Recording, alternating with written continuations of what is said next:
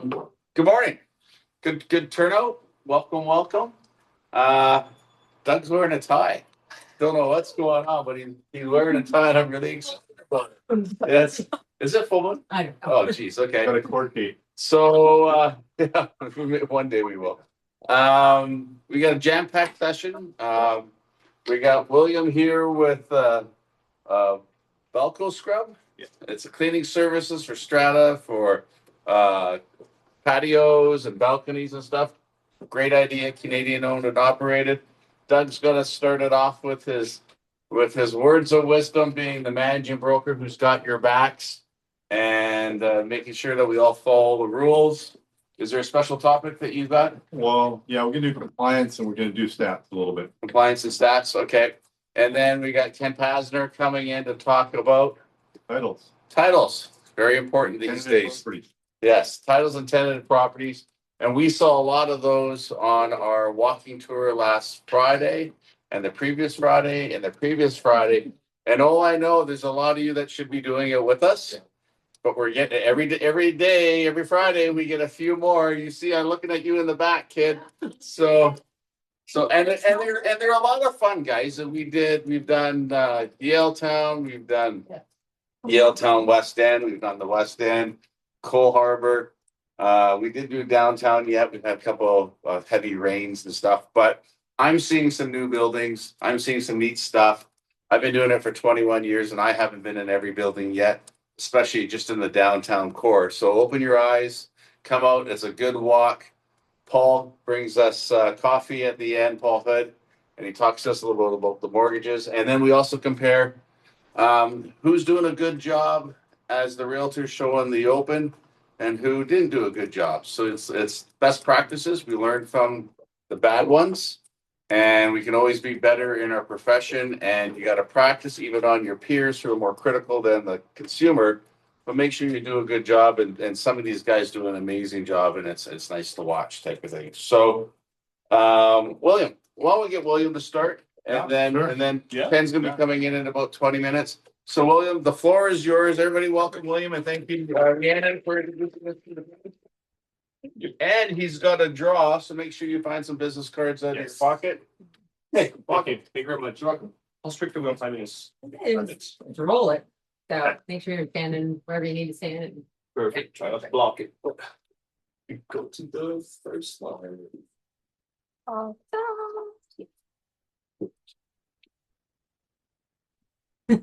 Morning, everybody. My name is William Sue. I'm the owner and operator of BalcoScrub. BalcoScrub is a strata compliant balcony deep cleaning company.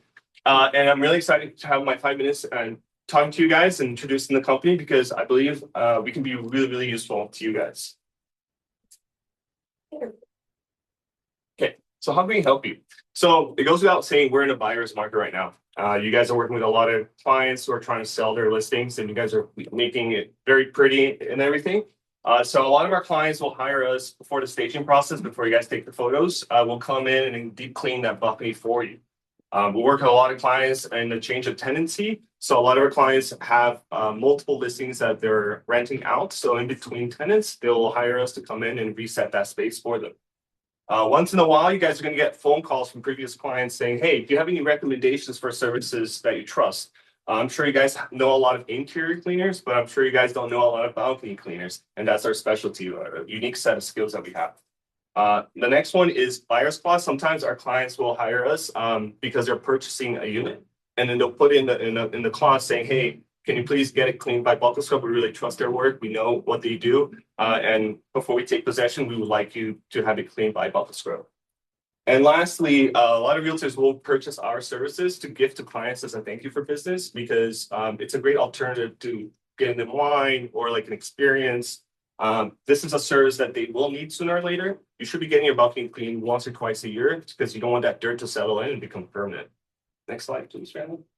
So how do we help our clients is balconies, it's a little hard to see, but you're going to get molds, organics, you're going to get dirty door tracks that nobody ever cleans, you're going to get dirty windows, and honestly, you're going to get dirty mysteries. We've seen all kinds of dirty stuff, like mountains of pigeon poop, pet feces, urine, all kinds of things. As a realtor, you don't want that when you're trying to list your, or like promote your listing. Next, please. So what makes our service very unique is that we're dripless. What does that mean? So as we're pressure washing the balcony, we're collecting the water as we do it. And then we're disposing it into the client's toilet, which makes it Strata compliant, which means when you guys are hiring our services, you don't need to contact Strata. There's no permission to be asked for. So they don't need to be concerned about it. Then we have a very, very easy booking process. We get compliments on our booking process all the time. Clients say it's extremely easy. It's a calendar on our website. You select the time that works best for you, and then we'll come in and do the job. Our minimum time is usually 12 hours. So sometimes realtors will be like, oh my God, I'm in a pinch. They'll call me, being William, I really need your help. I need this thing today. It's tough, but we can make it happen. If you guys really need it on the same day, we can do it on the same day. And lastly, sorry, Gannon, hose spigot is not a requirement. So a lot of pressure washing companies, they require a hose spigot. We can work off static water sources. So we can fill up a bucket with water from the client's bathtub and work off that. So water source is not an issue. Next, please. So for our pricing, we start at $350 and we go up by square footage. And we're cleaning every single inch of that balcony. So we're cleaning the walls, the floors, the railings inside and out, all the windows. That space is going to look superbly clean. The windows on the patio door? Yeah, we do all that. Like anything that you see on the bottom, inside and out, we do all that stuff. The only thing that we don't do is the ceiling. And as you can imagine, if you're shooting water up on the ceiling, it's going to start dripping everywhere, and there's no way to collect it before it goes over and out, right? We do have add-ons to our services. A lot of our clients are struggling with birds. So we got bird spikes. We got handling of hazardous waste for like feces, urine, all that stuff. Then we clean patio furniture. We do spider insecticide for people struggling with spiders. And then we do interior window cleaning as well, which is fantastic for staging an apartment. What about bees? We don't do bees. Stop it. We haven't encountered bees yet, but I probably connect you with somebody that can do bee removal. Next, please, Ryan. Our reputation is quickly growing. Doesn't matter if we're working on the 3rd floor or the 40th floor, we're entering and leaving from the front door.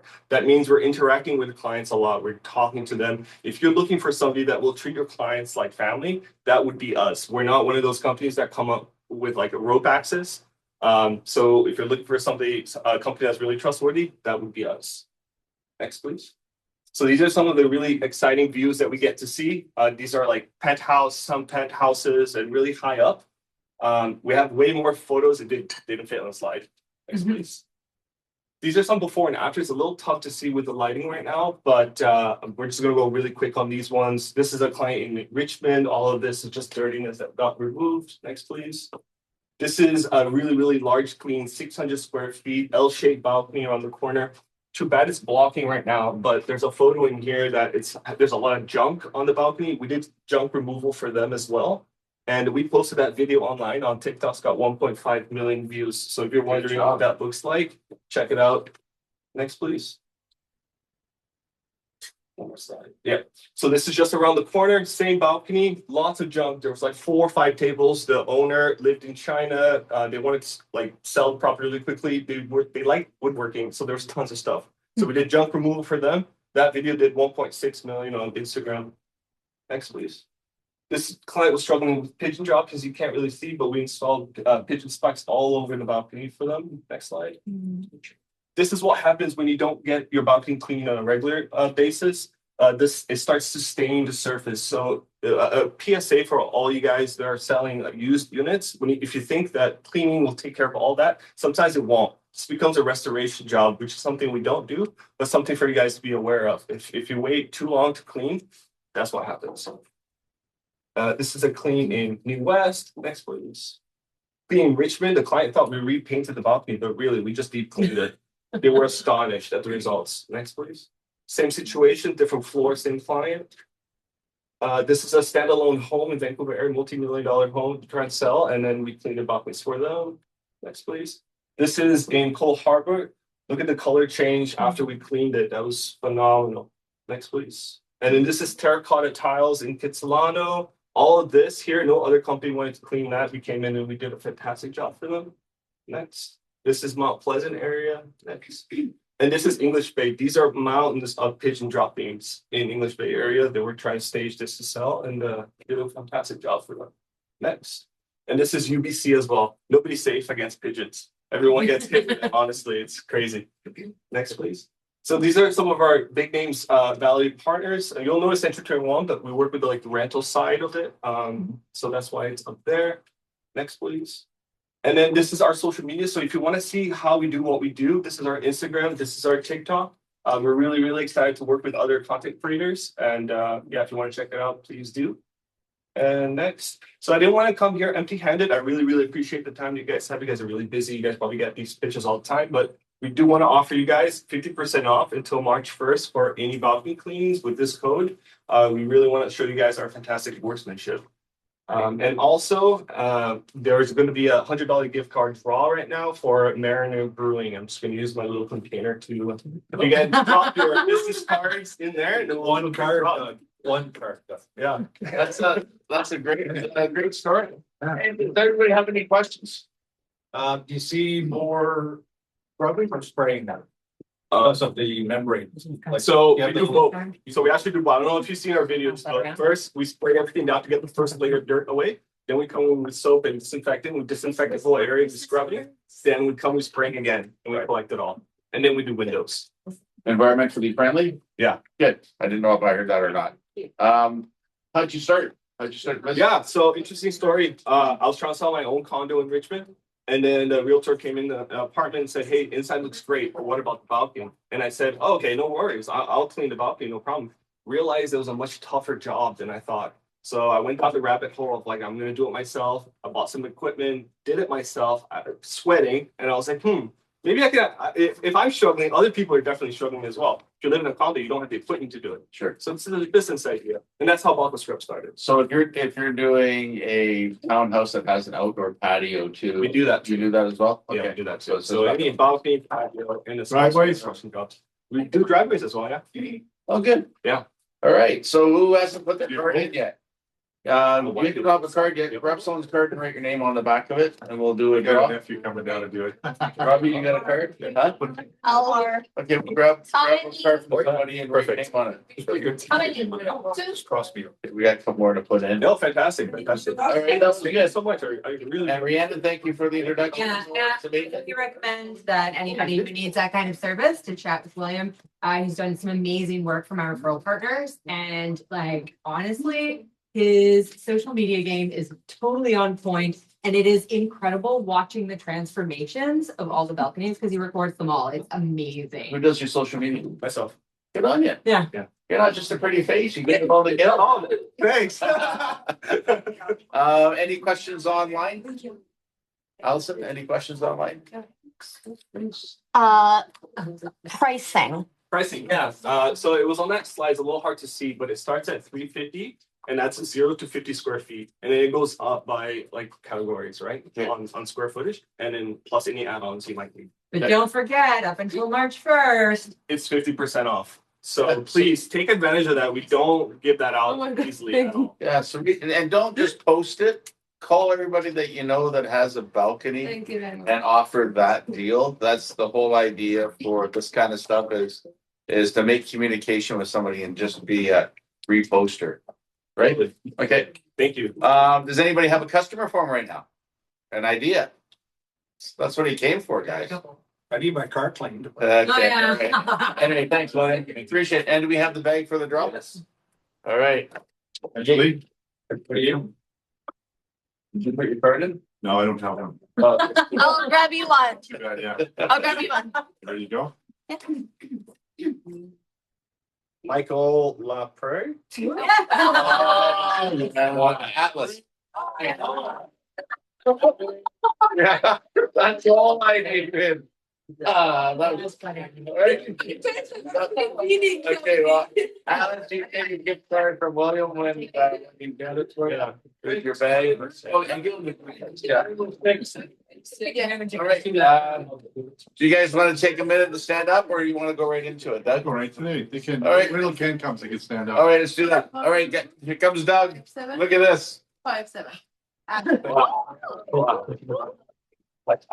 Thanks, everybody. Thank you. Great to be here. Great to be here. He's I'm here all week, by the way. Super Bowl. Super Bowl. My Super Bowl watch, it says if you can see that clearly, let's say, can you girls read that? Seahawks. Oh, Seahawks. There you Yeah. go. Yeah, Seahawks won. That's good. Good. So I didn't win anything. I spent lots of money, but didn't win nothing. Disappointed. But Paul and I think we kept the whole place going with all of our buying meat squares and stuff like that. It was a good day, good fun, and lots of people out. Hey, today we're gonna talk, the stats are out. So have you got the little video? Gonna do a 2-minute video from the real estate board. That'll start us off with what's going on in the market, and then we'll go from there. Let me So, share my screen. are we having technical difficulties? No, I'm sharing my screen first.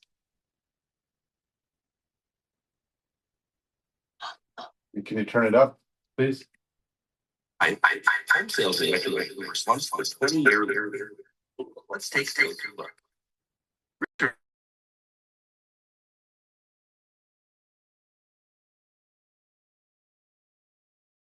Activity was muted throughout the year in the wake of continued trade tensions with the U.S. Consumer sentiment improved modestly over the second half of the year, but not enough to significantly boost sales. On the supply side, sellers listed more than 65,000 homes on the MLS in 2025, an 8% increase compared to 2024. This marks the highest total of listings to market since the mid-90s, exceeding the 2008 record by just over 1,000 listings. The year ended with 12,500 homes listed for sale across the region on the MLS. To gain a better understanding of supply and demand in the current market, we can use the sales to active listings ratio. This ratio measures the homes available for sale against the number of homes sold throughout the month to get an idea of supply and demand. Analysis of historical data suggests downward pressure on home prices occurs when this ratio dips below 12% for a sustained period. Home prices often experience upward pressure when it surpasses 20% over several months. 2025 ended with this ratio at 13% for all homes. By property type, the ratio is 9% for detached homes, 15% for attached. Just by the way, guys, this is actually the wrong one. This is last month. It's okay. It's okay. It's a good bellwether. Because this has gone down to overall is about 9. It's into a buyer's market. So everything is into a buyer's market. All of these sales to active ratios are down below, somewhere around 10% or below. So this is the last year's one. There's another one on the real estate board thing that I should have checked it before. That's But- what she said, so. Yeah, well, I'll have a look. I watched it yesterday. Anyway, go ahead with that. We'll finish this and we'll move into it. But and 15% for apartments. Prices followed a downward trend over the course of 2025. The MLS HPI benchmark price for all housing types in Metro Vancouver sits at $1,115,000, down 4.5% over 2024. By property type, detached homes ended the year at $1,880,000, townhomes at $1,057,000, and apartments at $710,000. So, what can we expect in 2026? With lower prices, lower borrowing costs, and plenty of inventory to choose from, home buyers in 2026 are starting the year with favorable conditions. Whether these conditions translate into a market with stronger demand will be the million-dollar question. From everyone at the Greater Vancouver Realtors, we'd like to wish you a happy and healthy 2026. yeah, so the market is actually slowing even more so. I'm going to just close this video. It's slowing even. I'm getting hey feedback. That's the time. It's the time. I take the time off. Yeah, so the market's even slowing more, and it's gone into a buyer's market, all categories, and that's a good thing. If you're working with buyers, it's going to be a little more difficult year for your sellers, so you're going to have to adjust or have them adjust. But I would definitely supply them with the stats going forward. And any of you working with buyers now, it's kind of fun out there. I took a buyer on Saturday to a place. They had 2 open houses, and the 2 realtors were fighting over my buyer. And it was kind of, well, I guess it's not funny, but I kind of enjoyed it. I just sat back and let them go at it. But they have their choice. And one was an empty place and it needed a lot of work. The other one was completely done. So it was a good contrast. But the 2 realtors were cooperating in that they put their 2 opens together and they were kind of side by side, and we just went one from one to the other. So you might want to be thinking about that when you're marketing too. You know, talk to the other people. Did you have a? Has anyone ever been in a downward bidding war for buyers? Because some of the developers now, that's what's happening for the resales, the people that bought, I was in one, and you know, those big towers across the bridge over the second arrows, anyone ever go across the bridge? They had a whole bunch of resales that investors had bought, and we looked at 5 units. And 3 of the realtors called me back and said, whatever the other guy's gonna go for, we'll go lower. And so we basically did a downward bidding war, and then about probably 2 months later, someone else went up, said the same thing, different building, but. Yeah. So if you're looking at 5 or 6 in the same building, it doesn't hurt to call them and say like, how low will you go, right? Yeah. Oh no, I was working them right there. I mean, Yeah. you know, I think yeah, it's 775, we're 875, and it says, oh, so you'll take 825, will you? And then next 5 minutes later, oh, you'll take 800 now, eh? Yeah. You know, kind of thing. So you're kind of in the driver's seat as a buyer's agent. So it's kind of a nice feeling that way. When you're a listing agent, maybe not so fun. But if you're sharp and you're, you know, the good properties are still going to go quickly. As you all know, there's a lot of deals going down here. I think we're above last year in our deal nut count. So we're doing, in our office anyway, we're doing more deals than we did last year. So the market is moving for us. So when the going gets tough, the tough get going, and you guys are doing a good job. You're punching above your weight going forward. So keep it up, whatever you're doing. You know, that's working for you. So that's the market going on. Don't get all negative about it. There's some positives in there, some light at the end of the tunnel. Good time for buyers. Get your pre-approval. I don't know where Paul is. He could talk about that, but Make it today. yeah. So pre-approvals, get a pre-approval for your client. Make sure they're ready to go, and then you're kind of walking in there like you got cash in your pocket, and you know these guys are going to respond to you, you know, fairly quickly. We're getting things like client had a dog and a cat, and they were only allowing one animal. So I said, "Oh, look, would you talk to Strata and see about, you know, getting the cat and dog in there?" So they're all going to go to the Strata and talk to them to remove that caveat from the, you know, from the rules, so that they can sell the place. So they're willing to bend over a little bit backwards. So take advantage of that, guys, going forward.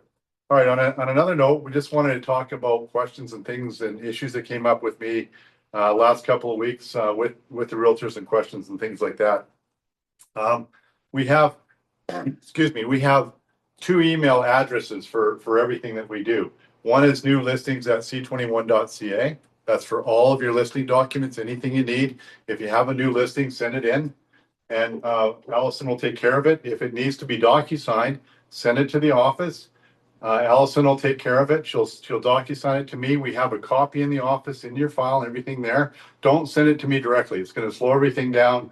I get all kinds of stuff from different developers and things like that, your referral fees, and I don't know what the heck they are. So it slows me down. I'm usually on my phone, but if it comes from Daisy or Allison, I know that it's been vetted by the office. I know that there's a copy in the office if I need to look at it again, and I just sign it right away and off we go. So that's the way to do things. Is that right? Do we need anything else to say on that on the emails? Yeah. Because everybody's sending their new dot sales is anything to do with sales.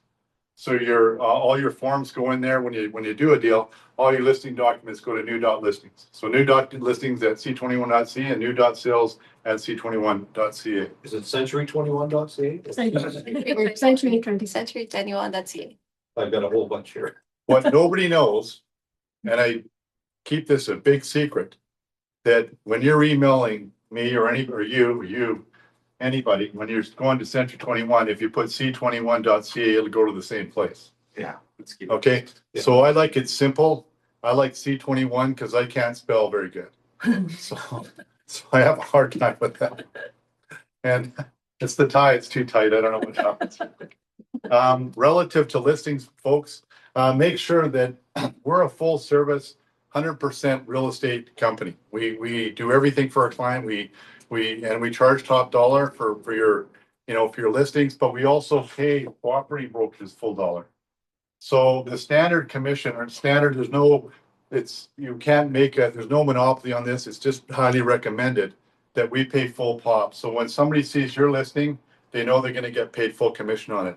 A full standard commission is something in the neighborhood of 3.225 in the first 100 and 1.625% on the balance. Now, if you want to convert that to dollars and put dollars in your listing agreement, that's fine. So in one case, I figured out what it was for that, and instead of confusing my client, I just said, look, we're gonna charge you $30,000, we're gonna pay $12,000 to cooperating brokerage, we're gonna keep 18. That was based on 7 and 3.5. I charge a little more because I have a nice suit and I wear a tie. But you do what you want to do. But you can put the dollar figure in there as well. Now, any offers that come in on that, it's not going to change. You know, the commission's going to be the same. And the cooperative brokerages don't really get too worried about that, because it's maybe a difference of $500 if you negotiate a little lower, if you're pricing it right going forward. So we can talk about that another one. But the bottom line here, what I want to say is that for all your listings, make sure you're paying full pot. And, as Patricia said there, the developers are fighting for the business. And what they're doing, if you watch your emails, they're sending out incentives and offering you this and 10 or 20 or $30,000 for commissions. Why do you think they're doing that? Because they want you to bring their buyers into their show suites or their units, and they want to attract the business. You ought to be thinking the same way. Pay full pop on your listings, and the realtors will show up. They know that Mike, he's a great guy. He always pays full commission on it. I'm gonna show his property for sure right away. Another thing we're coming up with, I noticed that BCFSA has nothing to do these days. So they're looking at your social media.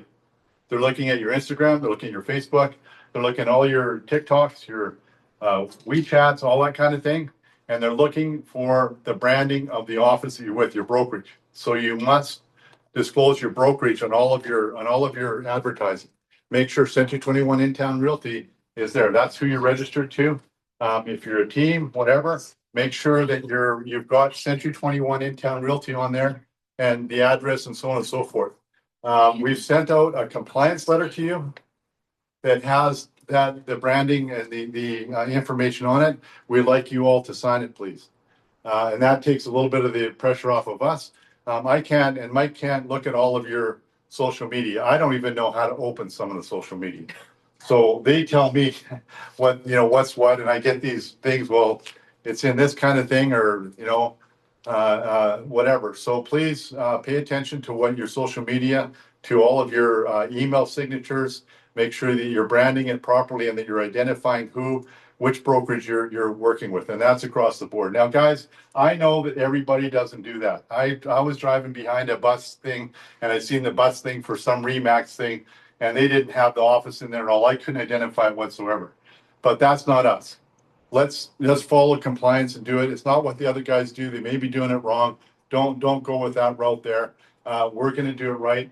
Put the Century 21 in there. There's nothing wrong with Century 21. It's a great brand. You're going to go to the convention here coming up in March, and they're going to, it's a top round the world, brand. Why would you want to hide that? Put the Century 21. Be proud of it, guys. Be proud of it. It's a great brand. It's one of the best brands out there. So don't be afraid to hide that. I know that everybody wants to have their own business, do their own thing, but do take advantage of the Century 21 branding, because they spend millions and millions of dollars on it. You may not be known as well as that, but if you put Century 21, they know who you are.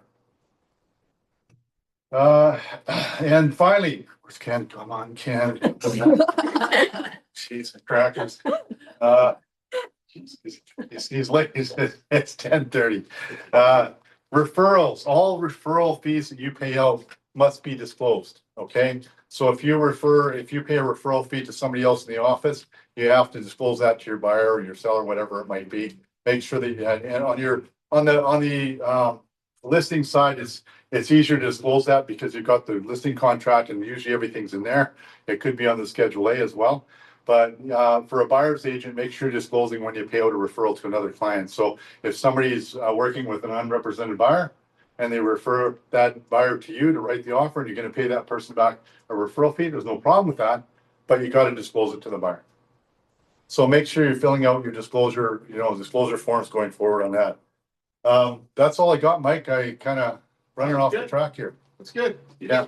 Sorry, getting back with the marketing. Is it just the logo, or do we have to actually write Company name. In Town Realty? Yeah. Okay. The name. I see a lot with just the new C21. Yeah, I know, and that's It could be anywhere in Canada. the logo. The logo isn't the registered company, Right. but the logo makes the name look better. So play with it both. It's kind of a thorn in our side too. But if everybody, if you try to avoid us, you're gonna get caught. If you cooperate within, so someone can recognize which office you work for, I think you're good. But you gotta remember their job is to enforce. They're like CRA. They're out there for a pound of flesh. Let's not be in the front of the line. If you do get the heads up that they said that there's a complaint, we're going to send it to you, and immediately you need to fix it, not procrastinate. I'll get to it, because that just gets them to focus more on you. Then it becomes a pain in our butt, Doug and I, because now we're playing back on emails and phone calls back and forth. But we've said enough, right? But otherwise, I hope everybody's off to a good start. Anybody got any good vibes for real estate so far? Yeah, we're picking it. Starting Yeah, starting pretty good, yeah. Good. Yeah.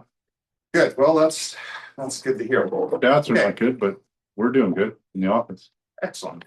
Well, so here's one thing that I find when the market's fairly slow and it's just not cooking along, just sort of like basics is you sort of go back to basics of marketing, knowing what you're doing, heading off problems before they start. And one of the main things we're going to talk about today is just a land title. So, okay, what is a land title? Is something you get from the Land Title Survey Authority when you buy a property. So that could be a house, a condo, a farm, or whatever it is. There's a title in the land titles office for your proof of ownership. So why would you guys ever want to pull a title? Let's say you're going to act for someone, they're going to sell their house, or you're looking at a house to buy. Anybody have an idea why would you bother pulling a title? Talking to the right person. You're talking to the owner. Right, owner, yeah. There's any lien or anything on title before you remove the subjects. Good point. Anything else? Spelling's good. The names are right. Okay. Anything else? Okay. Those are all correct. And you'd be surprised how many people don't pull titles. They're only at 12 or 13 bucks at land title, so you can get them in about 2 minutes. And they're current to about 30 minutes. So when you pull a title like this, right now, electronically from land titles, it's good as of about 30 minutes ago. So it's pretty current. Unlike in the States, there's some areas where they title insure everything and they have a registry system. It's good for about the last 90 days. So it's 90 days old when you pull the title. Okay, this one's 30 minutes old. So a lot can happen in 90 days. Not too much is going to happen in 30 minutes. The other thing you guys can do, I don't know if you guys routinely do this, like who does your title searches? Just the office?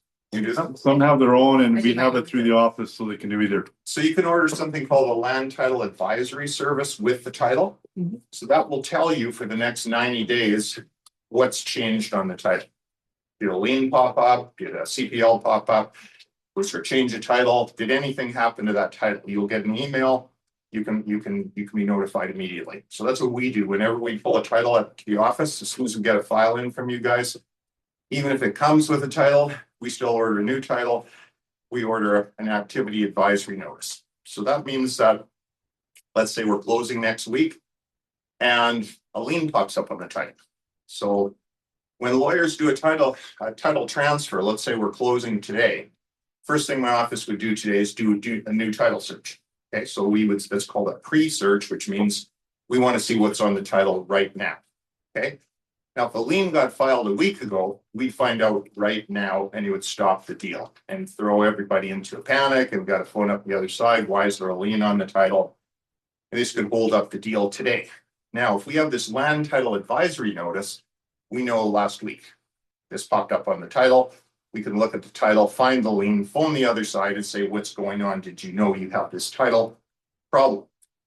Most lawyers do order title activity advisory, but some don't. So some lawyers and notaries, believe it or not, don't even order a title if they're acting for a sell, which is crazy because they've just saved their client 12 bucks, but they can cause problems. So if they didn't order a title, they wouldn't have a land title advisory notice and they wouldn't even know that there's a lien or something else popped up on the title before closing.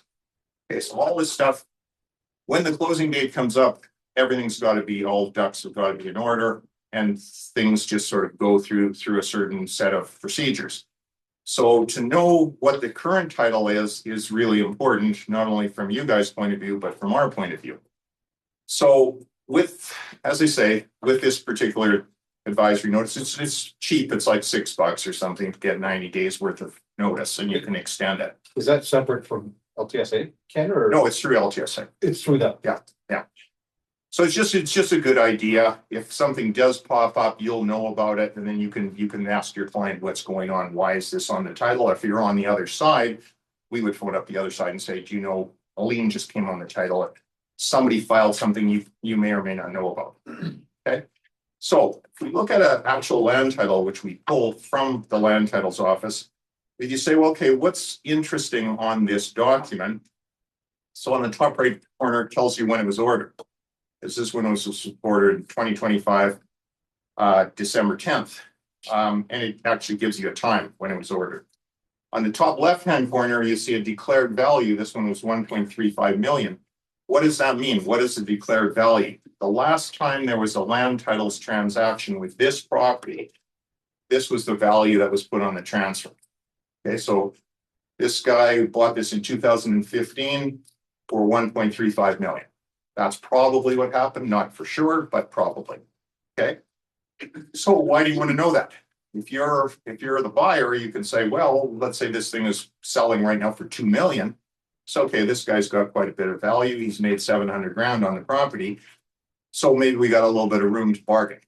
Okay. On the other hand, if the guy's selling it now for 1.2 million, he's already taking the loss. And you can say, well, maybe we don't have as much bargaining room even in this type of market. So it's always good to know what the guy paid for it. And that's going to come up on the title. Now, most of the time that's accurate. If you match that number with where it says application received, which is a couple of items down, this is 2015-03-26. That's the day you bought it. Okay. So back 11 years ago, it was 1.35 million. So once in a while, this number is wrong on the top. Okay. And that could be because there was an estate sale. It got transferred from a deceased person to an estate, and they just used the piece of assessment value. Or there was a non-arm's length transaction and they put some other number in. But 9 times out of 10, this number is going to be accurate, and you can at least get an idea what the guy paid for it. And now you know what the purchase price is or what you guys are going to put in an offer. So again, if you go down this thing, this particular copy that we have up there shows current and canceled information. So there's 2 kinds of titles you can order. Just the current, I want to see what's on there right now. So when we order what's called an STC, which is a stated title certificate at the end of the transaction, we send that back to the client. That's just the current information. They don't care what was on there before. They don't care how many mortgages or liens. But when we open a file, we want this search with the canceled information. That's because most lenders require us to do that because they want to see if there's something fishy going on in the title. So somebody just bought this property 2 months ago, stuck a mortgage on it, paid it off last week. That's not normal. Okay. So the lenders ask us to get this type of version. If you guys are going to order one, you might as well order the one with the canceled information as well. So then you can see what was on there, not only what is on there. Is there any price difference? No. And you'll see when we get further down, when you see something that's canceled, there's something in bold letters says canceled by such and such on such and such a day. So you can see what was there as well as what is there. Okay, so for us, most lenders want us to do that. And again, it's maybe 1 in 1,000 times you'll see something weird. Okay, why did this guy just buy this property 2 months ago? Now he's selling it. Okay, well, it turns out somebody died. The wife died. The husband's got the title. That's why the title up here. We just move down a little bit further. You see where it says application received. Okay, what that means, in this case, 2015-03-26, that's the day somebody submitted a transfer to land titles. Okay, so that's probably, in this case, the day this guy bought the property. So for his purposes, he would have filed a Form A transfer, and then when it says application entered 2015-0330, so 4 days later, there's always a gap between these two. Okay, so land titles here has electronic registration, and it's had it for 15, 20 years now. So when you submit something today, it's filed in about 10 seconds. Okay, it's pending. So if we pull a title search right after we file it, there's going to be a pending notation on the bottom of the title, which we'll look at in a minute. But it means the land titles has accepted it. For all intents and purposes, it's in the system, and lawyers pay out on that. So lawyers going to pay out the same day that this pending thing hits the title. What's the next item where it says application entered? That's when a registrar or a deputy registrar or an examiner at the land titles office actually looks at the documents physically or on a screen and says, yep, looks good, looks good, looks good, hit the button, it's entered. Okay, so that's always a gap. If land titles is super busy, that could be a week later, could be even a month later. Or if there's some kind of a complicated transaction, it could be a long period. In this case, it's only 4 days. Once this application entered is registered, then the actual ownership date goes back to the original. So when did this guy buy it? 2015-0326. When did somebody look at it? 4 days later. Okay, so they obviously approved it. If they don't approve it, your application will stay pending, and it will stay pending until somebody fixes up whatever's wrong. And if they never fix up what's wrong, eventually land titles will kick the thing and the whole thing collapses. There's no sale, there's no transaction. So what land titles does if you submit something they don't like, they will send you back a notice saying your particular transaction's been defected and you have 21 days to fix it. Now you can keep extending that. We've extended some stuff over 6 months. But if you don't do anything, they'll warn you a couple of times, and then they'll just dissolve the application. So the transfer is gone, the mortgage is gone, everything's back to the way it was, which is not good if you're buying. So you've already paid your money. So as they say, lawyers pay out on the first day. They don't wait until there's full registration. But 99 times out of 100, if there is a defect, it can be fixed because it's a clerical error or it's something that somebody didn't check a box or didn't do something. So if you're wondering why is there's 2 dates there, one's the date they looked at it, the other date it was electronically filed. Now the next item there, where you see the registered owner. Okay, so there's always an address under the registered owner, and 9 times out of 10, that's the property address, but not necessarily. It's just a mailing address. Okay, so if you own multiple properties, this could be the same address on every property. Okay, so if you only own one property, the chances are pretty high that the property address matches the legal description, which is the next item down. Okay, but we're just keep in mind it doesn't have to be the property address, any address. And this was the taxation authority. This is the city of Vancouver. Next item is the legal description, which is the way land titles looks at a title. They don't actually care what the mailing address is, whether it's the right one, the wrong one, it could be in another country. They care what the legal description is. Okay, so that's again why you pull a title. If you put the wrong address in the offer, but you put the right legal description, they're going to transfer the legal description. Okay, so you kind of hope for the two match up. But if you want to match the two, you want to match the legal description with the title, you can just pull a BC assessment. If you go on BC Assessment's website, it's free. Put in the address, boom, up comes the legal description and a bunch of information about the property, or vice versa. You put in the legal description and the address will come up. Okay, so if you ever want to double check, is this the right address? Just go to BC Assessment. It's free. It takes you about 30 seconds. Okay. And every offer you have to put what is on the title. Right? You should. As the seller, Yeah. like if it's selling Cole Harbor, his title says what wrong, that has to be on offer. Yeah. Yeah. I mean, I just take it right off the title. I mean, that's the one that's filed at the land titles office. Same thing with the PID number. PID number is just a code that the land titles use that you could find the title very quickly with.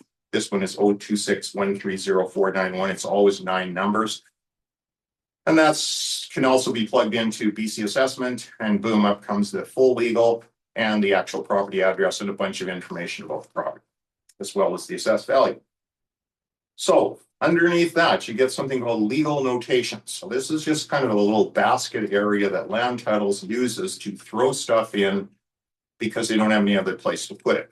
And so a title, you know, whoever designed the electronic version of a title, I mean, it's just like any other document, you put in spaces for this, that, and the other thing. So legal notations is a sort of a basket area. 9 times out of 10, whatever is in there is in favor of the property. So if there's an easement in there, it's an easement over somebody else's property in favor of this owner here. There's a few exceptions. Sometimes you could put a bylaw infraction in there. That's definitely not in favor, but it's just because they can't figure out where else to put it. But vast majority of the times, including in this case, in this title, these legal notations are in favor of this building, which would be perhaps an easement over the adjoining building or somebody right in the immediate area to the benefit of this building. So generally legal notations, I wouldn't worry too much about them unless it's pretty weird and you say, oh my God, I don't know what this is. So always rule of thumb with titles. So you know what it is, get it. Okay, you can order anything off a title from land titles for about 12 or 15 bucks. Unless it's really old, you can get it in about, you know, literally a minute or two. It's really old.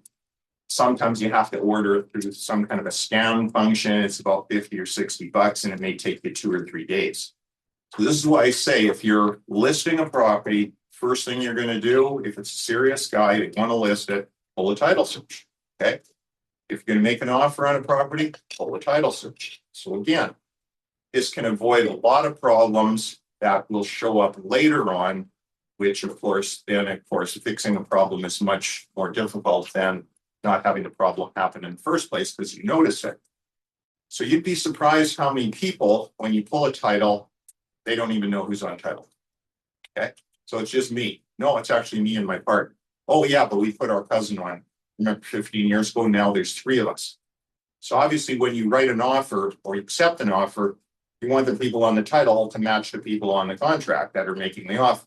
So you might be shocked, but believe it or not, when people own a property for a long time and there's been some transactions, they actually forget who's on the title. Okay, and now obviously if one person is not there around, they're either going to have to give up power of attorney for that person to sign, or they're going to have to sign wherever they are. So again, just so you guys know, electronic remote signing in BC is pretty much dead. Okay, it's back to the old system, which existed 30 years ago.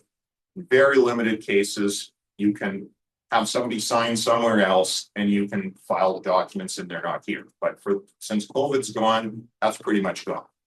Okay, so people cannot DocuSign stuff for land titles. I know you guys, almost all of you use DocuSign or some version of that to sign contracts. Can't do that for land titles. Okay, so don't tell your client, oh, you're in Mexico. Yeah, you can just sign it on your phone. No, you can't. Okay. So again, when you pull a title search right off the bat, like I said, people don't know what's on their title. So first of all, let's say we've got the right number of people, guy and his wife. And then you say, okay, what else is on your title? And you can look at their title and say, well, if we go down to page, well, okay, let's just sort of move our way down and then we'll come up with that. So if you go to the second page, there's a bunch of covenants on here. So this is a big condo, downtown Vancouver. There's going to be a pile of covenants, right-of-ways, sometimes various other items on the title. You'll see this list here. All of them say toward the bottom of the, in this case, covenant, inter alia. Anybody know what that means? Blanket. Umbrella. That's right. It's on all the units in the whole building. So virtually every one of these things is on the entire building. And you can also see when it was put on 1996, 1996, 1996. So these were all on here for a long time. So here's a question I have for you guys. If you were doing a purchase on this property, would you pull all these things off the title? Have a look at them. We call you. You can pull all these things off the title for like 12 or 15 bucks each, and you can read them all. And 99% of the time, they're going to be fine because A, they've been on there for 25 years. B, they're on every single unit. And that building has probably had hundreds and hundreds of sales over the years. But probably means that nobody looked at them since day one. Okay, so what I generally say, because we have some realtors, they call us and say, well, here's the title, can you have a look at it? And I figure out what kind of building it is. It's in a Brentwood Mall, or it's downtown Vancouver, and it's a big tower, and it's got 3 pages of stuff on it. So all you can tell them is A, it's inter alia, which means it's on everything in the building. B, it's been on there since, in this case, most of these are 1996, there's a few in 2001. Again, in BC assessment, you can find out how old the building is. So it's 25 years old. There's all these covenants on the title, and they've been there for 25 years. Okay, so what is a covenant? What is an easement? What is a right of way? They're non-financial charges. Okay, so it's 2 kinds of charges: financial, non-financial. So financial means somebody has to pay money to get that off. Okay. Non-financial is like a right of way or an easement or something on some kind of agreement on the title. Most of these covenants will be agreements on the title with the original developer to build this big tower. Okay. So when somebody says, well, what do you think of the title? I'd say, well, this title looks pretty normal for a big condo development downtown. If your client wants to be absolutely 100% sure, we'd pull every single thing off the title. That's going to cost them $500 for us to look at it, and the chances are about 99% it'll be fine. Some people want you to do it, some people don't want you to do it. From our point of view as lawyers, because a number of lawyers have been sued over this stuff, we always put that in our retainer letter and say, if you've discussed this with your realtor, it's fine. If you want us to look at it for you, we'll do it. Here's the cost. It's up to them. Okay. So one thing clients do not like, and I think I've said this every time I've been here, they don't like surprises. Okay. So if you said to them, what's all the stuff on the title is probably good. You want me to give you a definitive, yes, it's fine, 100%, you'd have to pull them. Okay. And I know some real estate offices, what they've done in the past is they pulled every single one. And over time, you will have a list of all these on every building that you guys ever will deal with. Because they never change. This has been the same covenant, same easement for 25 years. So you pull it once, it's there. Somebody looks at it once, it's there. It's the only thing you have to look at then is the new stuff that wasn't there before, which is going to be the like mortgages or liens or what have you. So that's something some people have done. But as I say, at the end of the day, it's up to the client. If they want to spend the money and have you look at every single one, fine. If they don't, you can say, okay, this is likely the case, but that's your risk. Okay. Because everybody can assume your risk if they want to. Okay. So when you get to the second part, when you get past the lien locations, the next category on a title is something called charges, liens, and interests. So those things are all filed against the title. They are not in favor of the property owner. They are against his title. That's all these covenants. And if we go past it, as I said, the covenants are mostly just agreements with the city to build the property and what can be put there. In some cases, we've pulled every one of these. I think almost every building in the Lower Mainland at one time or other, we pulled every covenant off the title. We've never yet seen one that would stop and say, no, don't buy this. This is going to screw you up. I'm not saying that couldn't happen. We just haven't run across one yet. Would that be more common with detached homes? Well, we go pulling everything for detached homes? Yes, absolutely. Detached home, acreage, anything that's a one-off. Okay, because then you're going to say, okay, well, this is just on this house. Now, again, on a house on a new subdivision, it could be inter alia. It could be on the whole subdivision as well. Certainly as a single family house or an acreage or a farm or anything that's out of the ordinary, definitely I would want to do that. On a leasehold property, example, City of Vancouver is not too bad. First Nations, yeah, I'll pull everything, including the lease. So back to why you're talking to your homeowner who you're listing the property for.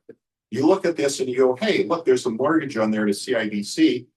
And they go, no, there's no mortgage on my title. I paid it off 20 years ago. Guess what? It's still there. Oh, okay. How come it's still there? Because you didn't take it off. So that can be very difficult to get a 20 or 30-year-old mortgage off the title in a day or two. Okay, we had one a couple of years ago. Loren, do any of you guys remember Laurentian Bank? Yep. Okay, they're gone from here. Been gone a long time. There's a Laurentian Bank mortgage on this guy's title. Okay, that's going to take 2 months to get off the title. It's not on this title.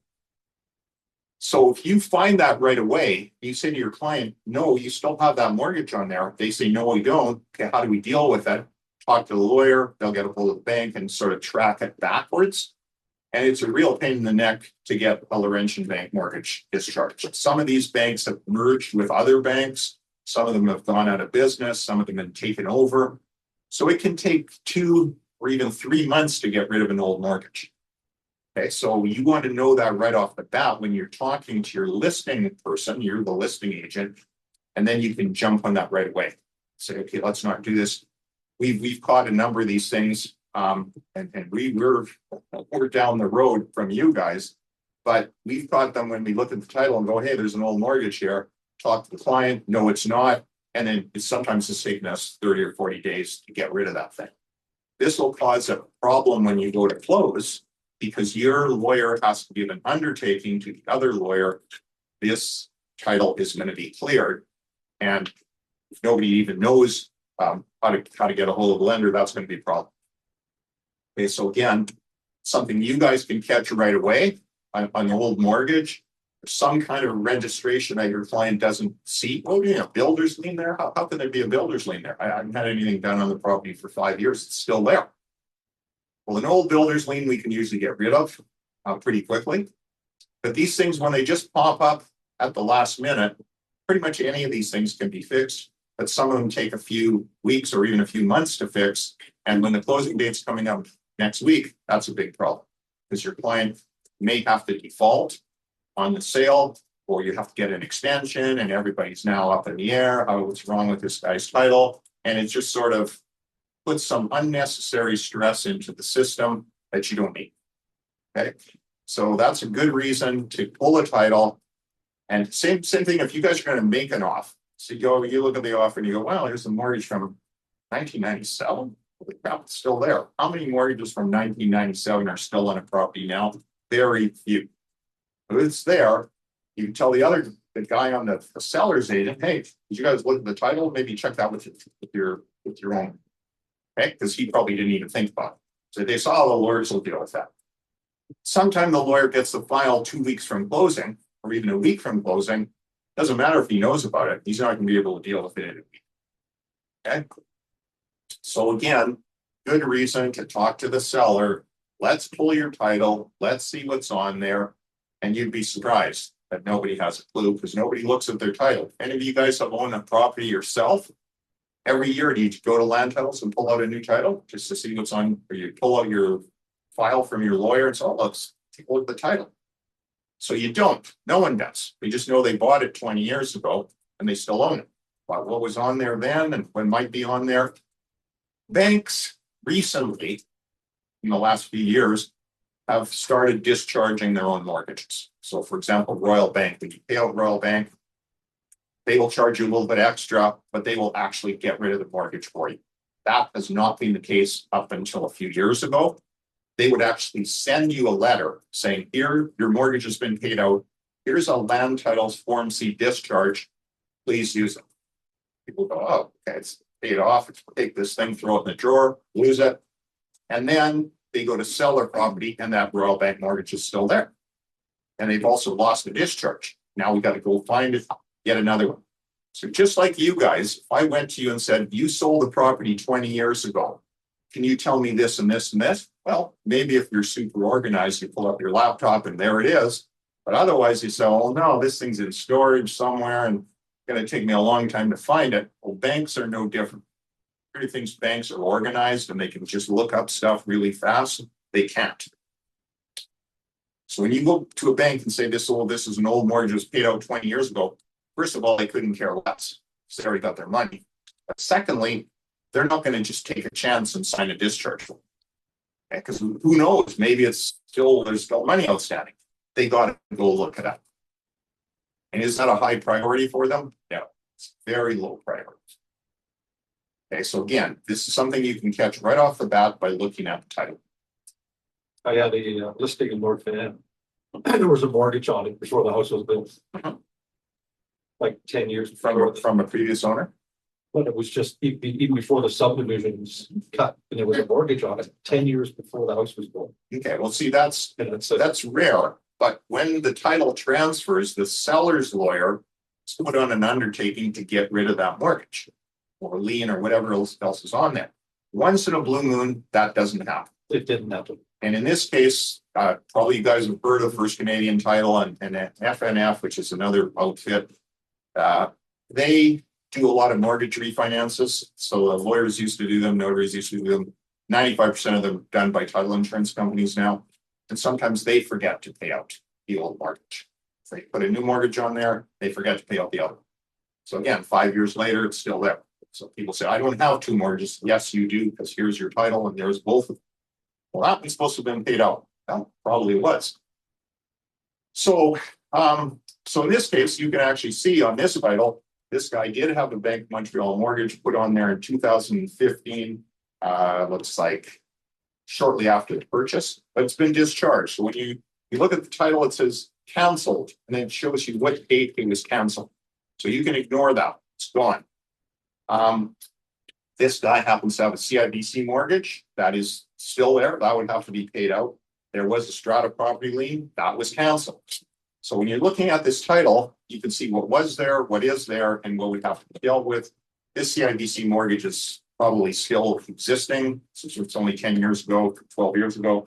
So someone will order a payout statement and get rid of it if this property sells. So then a couple of more things. If we go a little bit further down, you see where it says duplicate indefeasible title. You guys on that page? What is that? Anybody know? There's no title, second copy is floating around it. Yeah, someone's pulled the title out of land titles. There is no title in land titles. So you can do that if you have a clear title property with no mortgage on it. You can go to the land titles office and give me the title. And then in that case, it wouldn't say none outstanding. It would say, Doug, remove the title, and there'll be an address for it. Okay, and sometimes it's a bank that removes the title with your permission. So once that's gone, you can't sell the property, you can't mortgage the property, you can't do anything with the property until that original title is delivered right back to the land titles office. Why would you pull? Why people used to pull it was that it's cheaper than putting a new mortgage on the title. So the bank takes it and they use it as collateral and they lend you money. So there's no registration, there's no nothing, no land, but I have your title. You don't pay, I got your title. Nothing you can do with the property. That used to be done when a mortgage was $1,500, $2,000, $2,500. So the bank would say, yeah, you got a clear title, just give me your title. We'll lend you $100,000. And then what happens is 25 years later, the loan's long paid off. The bank has closed the office, moved to another location, shredded all the files, and you have no title. Okay, so can you get a new title back? Yes, you can. It's about 60 days and about $2,000 to $3,000 of legal fees to do it. So if you see your title, again, same thing when you're looking at the title, duplicate titles out there, go find it, seller. Because if you can't find it, you can't close. And if it's gone, it's going to take 60 days to get a name. And it's going to cost somebody some money. We've been probably hired 50 times by different banks to go find a title and get a new title because they lost. And it's very embarrassing for the bank when they say, Mike, we don't have a title. You say, well, how am I going to sell my property? So they hire us and we get a new one and we charge them $3,000 and then we get a new title, stick it back in the land titles office. So again, that's a red flag. Well, there's no title. So that's very rare, but it does happen. What if the title shows up later with somebody else? So again, if you go to the last page here, there's a couple of other things that could be on the title. If they are, then you've got a big red flag. One's called the Land Spouse Protection Act charge. Anybody know what that is? Separation. Separation, which your spouse usually is not on the title. You're having some problems. They go to a lawyer. They stick this thing on the title. That freezes the title. You can't sell it. You can't mortgage it. You can't do anything. And you probably don't even know it's there. So despite the fact, remember on the first page, we said that you have a mailing address from land titles purposes. For some reason, they never send you any of this. So if someone puts a Land Post Protection Act charge on your title, Land Titles is not going to take a copy of it and mail it to your mailing address. Someone puts a lien on your title, they are not going to mail you a copy of the lien. So sometimes I kind of think to myself, what the hell is the point of having a mailing address? So the bottom line is, what that is your spouse says, I don't trust you, I'm not on the title, you might sell the property out from under me, and there's certain things they have to file an affidavit and this, that, and the other thing. But their lawyer can stick this on the title. We've done it before. We don't bother telling the other side. They'll find out about it later. And that's tied up the property. So if you're worried your spouse is going to sell the property out from under you, because if you're not on the title, that's property could be sold, especially if you're not living in it, and your spouse pockets the dough and off they go. What if you're common in law? Sorry? What if you're common in law? Same thing. Common law, married, same thing in BC. You have the same rights. You can still file a Land Spouse Protection Act charge on the title. So common law in BC is living together how long? 2 years. How long? 1 year, I thought. 2 years. That's About 2 years, we got 1 year, 6 months. 3 years, 6 months. Okay, right answer is 2 years. What if your addresses are not the same? Like you live together for like 2 years, but your mailing address is your parents' address or like a PO box or something. It's the physical reality matters, not the address. If you're living with somebody, but you have addresses somewhere else, it's, if you're truly living with them, has to be for 2 continuous years, not 1 year here and 6 months here and 3 months there. It has to be 2 continuous years, but then you're common law. Okay, so then you could file the Land Spouse Protection Act charge on your partner's property in certain circumstances. Like I said, there's an affidavit you have to fill out. Is that a kind of a new thing or is that? Oh, no, it's been around forever. But when if you're pulling a title and you're acting for the husband and you go, hey, what the hell is this? Your partner or your ex-partner stuck this on your title and we can't sell it. So you have to track that person down, make a deal with them to get rid of that Land Spouse Protection charge on the closing. Okay, so another one is CPL. So that does the same thing as a Land Spouse Protection Act charge, means you cannot sell this property subject to a CPL. So what is a CPL? Certificate of Pending Litigation. So on residential properties, there's the vast majority of CPLs are 2 things. If you see it's filed by one of the partners on the title, one of the owners, it's a divorce. Okay, so I'm divorcing the other side. Honestly, I don't know why you bother filing a CPL, but you could. That means you can't sell this property. It's not going to happen. So you have to go to the person, usually to their lawyer, file the CPL and say, okay, look, we got to work out a deal. Somebody's going to hold all the money in trust and you're going to remove the CPL on the closing date. Okay. So land titles just will not accept anything. You can't file a transfer. You can't file a new mortgage. Sorry, deal with it. So what the lawyers do is they make arrangements in advance. We have a release a CPL letter. We file it first, then we file the transfer and mortgage. Okay. Okay. The title. Okay, we talked about that. There's another one. You guys may be familiar with something called a land tax deferment agreement. So if you're 55 or more, you can actually defer your property taxes. So you don't have to pay them year after year because they're so high, but they do pile up. So when you go to sell a property, again, the lawyers or notaries, they'll make an arrangement to pay that thing out on closing. So technically, land titles will not allow a transfer to go through with a land tax deferment agreement on it. But if they get an undertaking letter from the lawyer and this, that, and the other thing on the closing date, they'll let it go through. Okay, even though it's going to hold up the registration for about a month. So that pending thing, it's going to be pending for a month.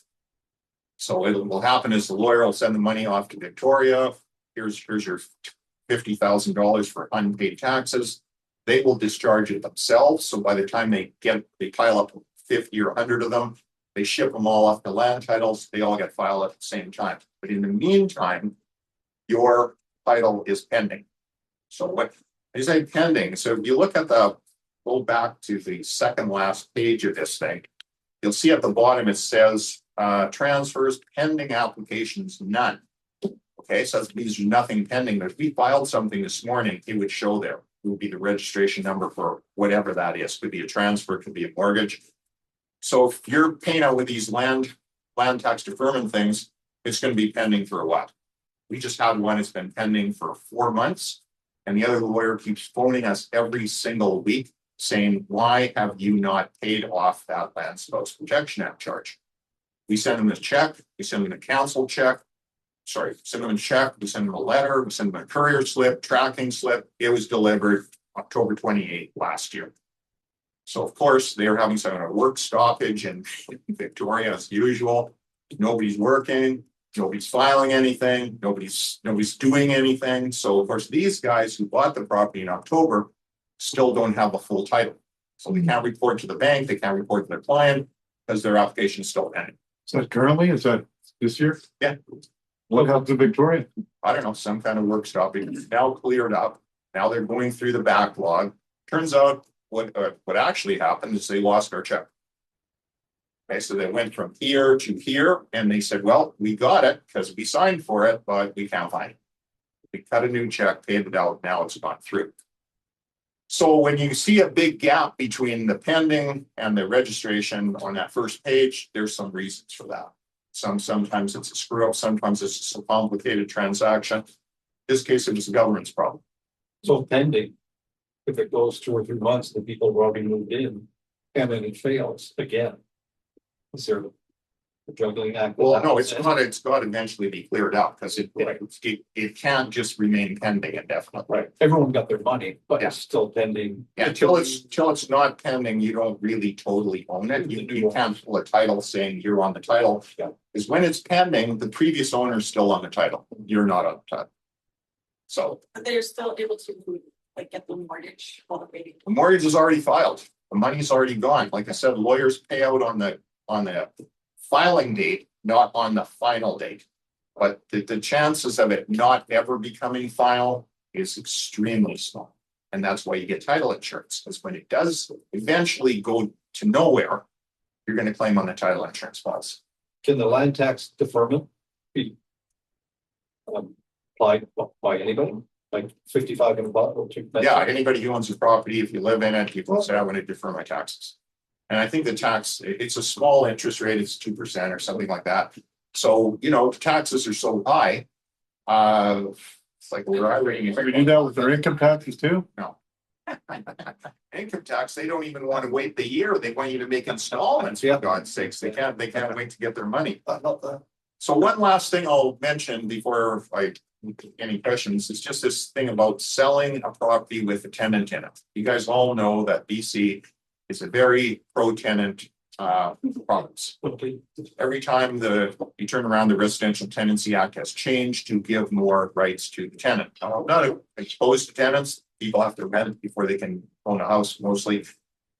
But you have to be prepared if there is a tenant in there and the new buyer is not going to assume the tenant, they want to live in it, then you know you have to give a notice under section 49 and then this thing can turn into a nightmare if the guy doesn't want to go. So when someone presents an offer and you're acting for the seller, in clause 5 of the contract, you're only going to accept an offer that says we're buying subject to the existing tenants. That's it. We're not accepting a vacant possession. However, you can put a clause in there saying if you request us to, we will give a section 49 notice to the tenant to vacate, and we will do that because it becomes our legal obligation. They tell us to do it, you do it. Okay. So you have to give the tenant 3 months notice. That's 3 clear months notice, not the middle of the month. You miss it by a day or two, it's going to effectively become 4 months. You got to serve that on the tenant. And then the tenant has 21 days to say, I agree or I don't agree, or I'm not doing anything. And after the 21 days, usually that's it. Not always, but usually it's over.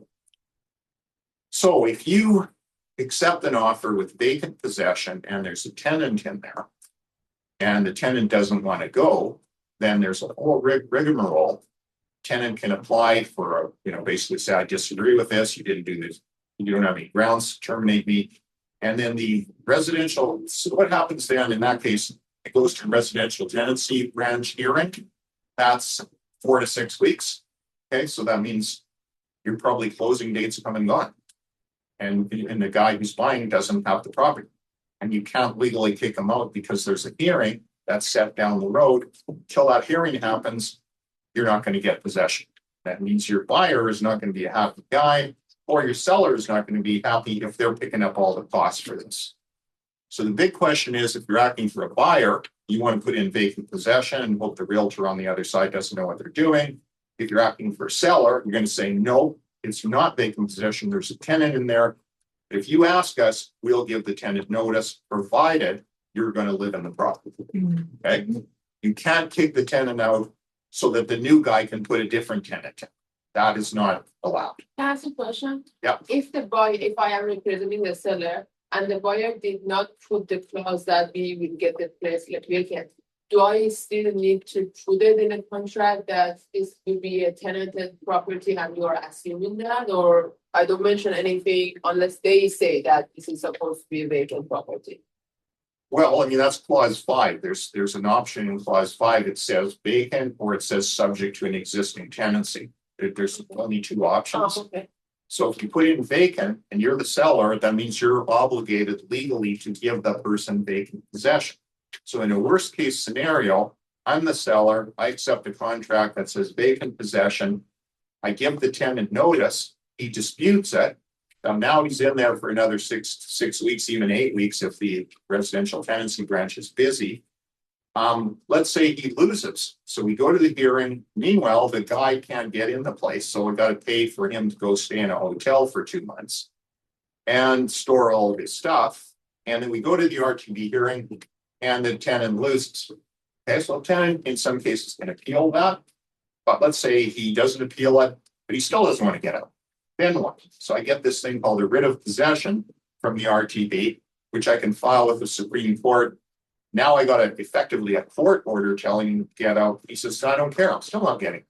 Now I got to go hire a bailiff to physically kick him out the door. And sometimes the bailiffs will say, okay, I'm going to go talk to the tenant. I'm going to give him a day or 2, and then I'm coming back and throwing him out. So this whole thing can go on for months. And your seller is picking up the tab for the whole thing because you put in there vacant possession and you couldn't give them vacant possession. Now, in the same scenario, if you put in there, subject to the tenancy, that problem would be the buyer's problem. So the same scenario, buyer's problem or the seller's problem, right? Depending on how you put it. If you get some pushback from the buyer's agent, he says, well, wait a minute, we don't want that tenant. Then you say, well, you put that clause in there that says you can ask us anytime you want to remove the tenant, and we will do that.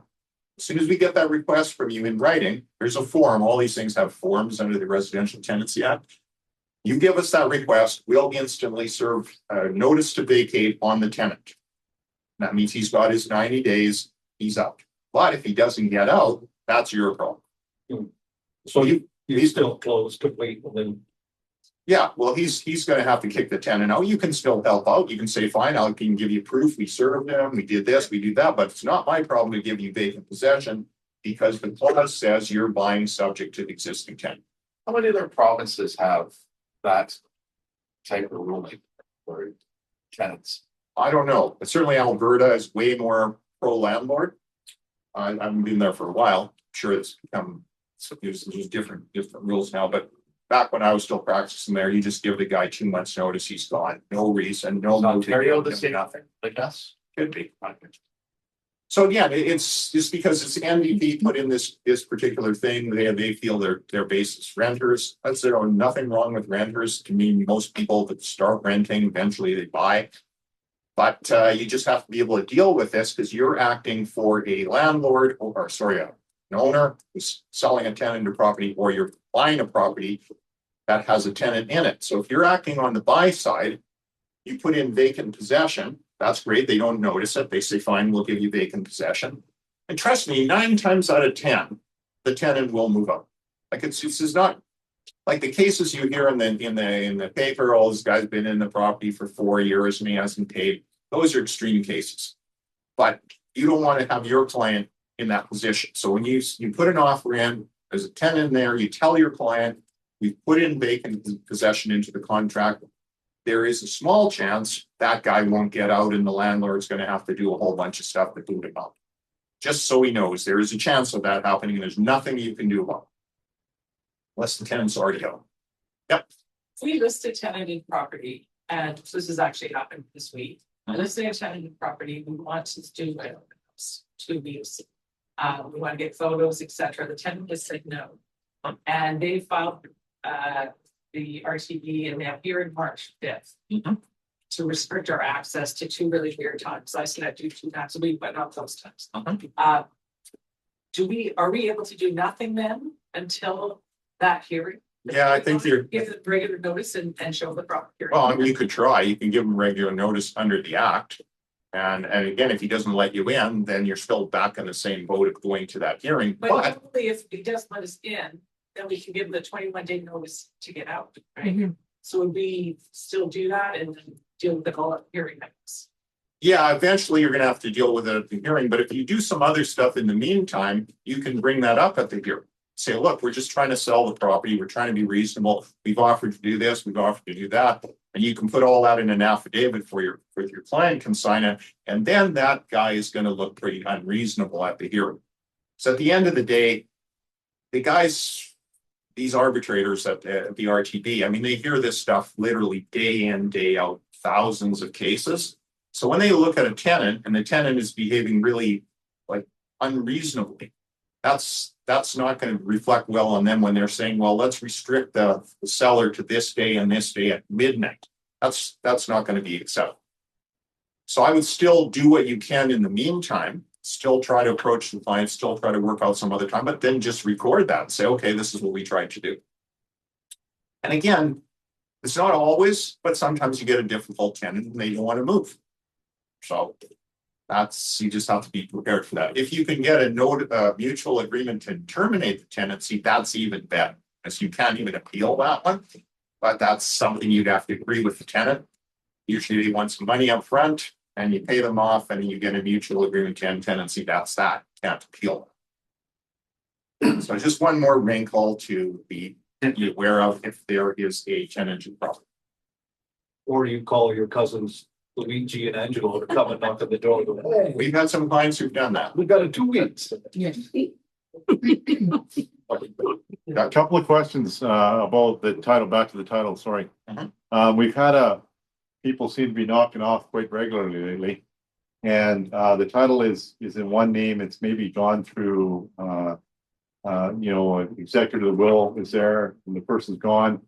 But the title hasn't changed. It's how long does it take? Like sometimes there's a delay after everything's said and done, and the title hasn't changed.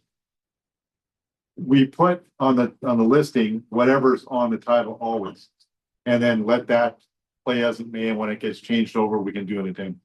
Is that's Yeah, you could do that, because I mean, you have to go with what's on the title now, but if you know one of the people are deceased, if they're a joint tenant, it's purely like a week. You can just file a death certificate and some other documents. You can flip the title over into the surviving joint tenant. But if there's, let's say there were tenants in common and one person died, and now there's probate, somebody's got to order a probate, they still have to do a transmission of title to get the title from the deceased person into the name of the executor or the administrator. That can take a week or two. But the big delay isn't that, it's getting the probate. That can be like 3, well, after 4, 5, 6 probate, weeks. it goes to the heir, doesn't it? Not to the executor, not to the. Well, no. Once there's probate, all probate means is that the court has said this is a valid will, and we recognize A, B, or C as the executor or the administrator. Once that happens, then that person takes over the deceased person's estate. Now, the deceased person is on the title, they are dead, they can't sign anything. So that executor will go to his lawyer and say, do a transmission, transmit this from the deceased person into the name of the executor as the executor. That's how they'll show up on the title. Doug Folds as executor for such and such. So then you will be on the title as the executor. The other person who's still living will be there, still there. Okay, and that's when you can sell the property. Till that happens, and nothing can happen. So sometimes what people forget, if you're buying a property and that's subject, you say, well, subject to probate. Okay, so let's say someone says, yeah, we've got everything ready, we're going to send it into the court. That can be 2, 3, 4 months. Okay, but once the probate's granted, you can't say, well, the day the probate's granted, we're going to close. No, you're not, because the day it's granted, you still have to take another step and transmit that title from the deceased person to the name of the executor, which can take a week or two. So don't close the deal on the day the probate happens. So that's just step one. Step two is put the title into the name of the executor. Thanks. We have a question on Zoom. Darren Brown is asking if you can run through acting as the listing agent where the existing tenant has 14 months left on their lease and the current owner wants to sell. Yeah, you can't sell a property if there's a fixed term lease. So you have to make a deal with the tenant, pay him off, get a mutual agreement to end the tenancy, and it's good. But if he's got, say, 14 months left on the lease, you can only sell the property subject to the lease. You can't terminate it. So the buyer would just assume it. The buyer would assume. So although these termination things are only on month-to-month leases. And same thing, if you have a long-term lease, say a 1 year, 2 year lease, and it runs out, and the guy doesn't want to move out, it automatically turns into a month-to-month lease. Then you can terminate. Anybody else? Well, thank you, Ken. All right. When you pull title, does it show title insurance? Okay, that was one question because we talked about last time. So guys, those are two great speakers. Ken, as always, we had William at BalcoScrubs. Very good idea. And I think that'd be right up in our line for our product. Viviana, you just came in late. Did you have anything you wanted to say or are you all good? Okay, she's good. All right, guys, have a good week. If you need us, call us. Great, thanks.